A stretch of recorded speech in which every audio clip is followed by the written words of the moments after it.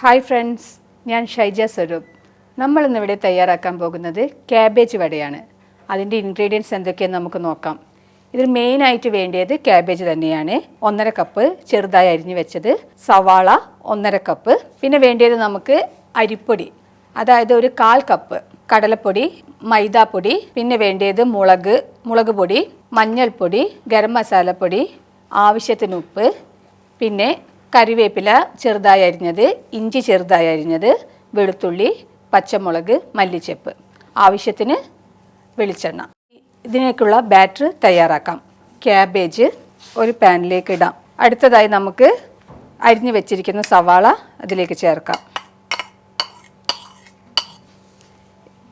എന്നിട്ട് ആവശ്യത്തിന് ഉപ്പ് ചേർത്ത് നന്നായി ഒന്നത് കൈകൊണ്ട് മിക്സ് ചെയ്യണം.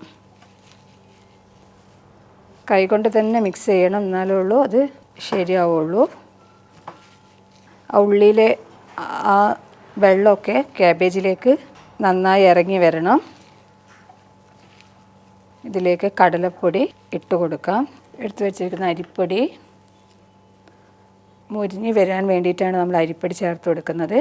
മൈദാപ്പൊടിയും ഇതിലേക്ക് ഇട്ട് നന്നായി ഒന്ന് കുഴച്ചെടുക്കാം.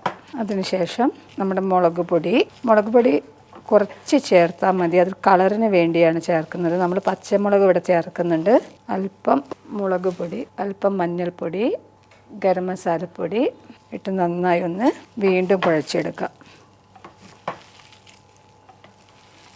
അതിനുശേഷം നമ്മളിവിടെ ചെറുതായി അരിഞ്ഞു വെച്ച പച്ചമുളക് ഒരു 2 എണ്ണമാണ് ഞാൻ ഇവിടെ ചെറുതായി അരിഞ്ഞു വെച്ചിരിക്കുന്നത്. ഇഞ്ചി ഒരു കഷ്ണം, വെളുത്തുള്ളി 2 or 3 എടുത്താൽ മതി. മല്ലിച്ചപ്പ് കുറച്ച് അധികം ഇട്ടാൽ നല്ല ടേസ്റ്റ് ഉണ്ടാവും. കറിവേപ്പിലയും കൂടെ ഇട്ട് ഒന്നും കൂടെ നന്നായി കുഴച്ചെടുക്കാം. നമ്മളിതിൽ വെള്ളം ചേർക്കുന്നതേ ഇല്ല, ഉള്ളിയിലെ വെള്ളമാണ് ഇതിലെടുത്തിട്ടുള്ളൂ. നന്നായി കൈകൊണ്ട് കുഴച്ചെടുത്തിട്ടുണ്ട്. എന്നിട്ട് അതൊരു 5 മിനിറ്റ് നേരം വെക്കണം. എല്ലാം ഇതിൽ പിടിച്ചെടുക്കാൻ വേണ്ടിയിട്ടാണ്. അപ്പം നമ്മുടെ 5 മിനിറ്റ് കഴിഞ്ഞിട്ടുണ്ട്. ഇനി നമുക്കിത് ഒരു പാൻ വെച്ച് വെളിച്ചെണ്ണ ഒഴിച്ച് ഇത് ചുട്ടെടുക്കാം. അപ്പം നമ്മുടെ പാൻ ഇവിടെ ചൂടായിട്ടുണ്ട്. നമുക്ക് വെളിച്ചെണ്ണ ഇതിലേക്ക് ഒഴിച്ചു കൊടുക്കാം. ഇതിന് പ്രത്യേകിച്ച് ഷേപ്പൊന്നുമില്ല, നമ്മൾ ജസ്റ്റ് അതിലേക്ക് ഇട്ട് കൊടുത്താൽ മതി. നല്ല ഹൈ ഫ്ലെയിമിൽ തന്നെ വേണം ഇതിലേക്ക് ഇടാൻ. ഏകദേശം വെളിച്ചെണ്ണ ഇവിടെ നന്നായിട്ട് ചൂടായിട്ടുണ്ട്. എന്നിട്ട് നമുക്കത് അതിലേക്ക് ഇട്ട് കൊടുക്കാം.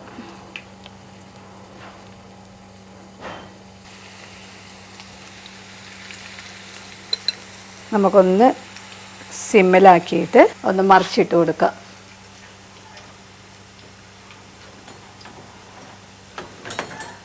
ഇത് ഒരു സൈഡ് മുരിഞ്ഞ് വന്നിട്ടുണ്ട്.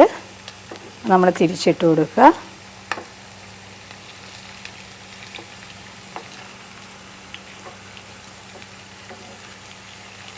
ഏകദേശം ഒരു ബ്രൗൺ കളർ ആവുന്നതാണ് ഇതിൻ്റെ പാകമാകുന്നത്.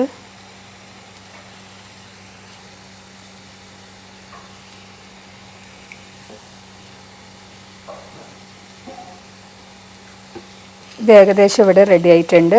അത് ഗോൾഡൻ ബ്രൗൺ കളർ ആയിട്ടുണ്ട്. ഇതാണ് ഇതിൻ്റെ പാകം. ഇത് നമുക്ക് വറുത്ത് കോരിയെടുക്കാം.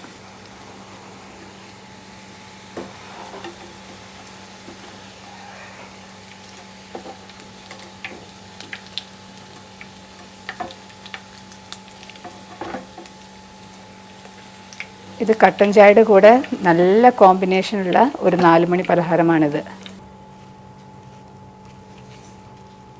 നമ്മുടെ കേബേജ് വട ഇവിടെ റെഡി ആയിട്ടുണ്ട്. എല്ലാവരും ഇതൊന്ന് ട്രൈ ചെയ്ത് നോക്കണം. അടിപൊളിയാണ്. ഒരു ഈവനിങ് സ്നാക്സാണ്. മക്കൾ വരുമ്പോഴത്തേക്ക് എളുപ്പത്തിൽ നമുക്ക് തയ്യാറാക്കി കൊടുക്കാവുന്നതാണ്. അപ്പോൾ പുതിയൊരു ഡിഷുമായി ഇനിയും കാണാം. ബൈ.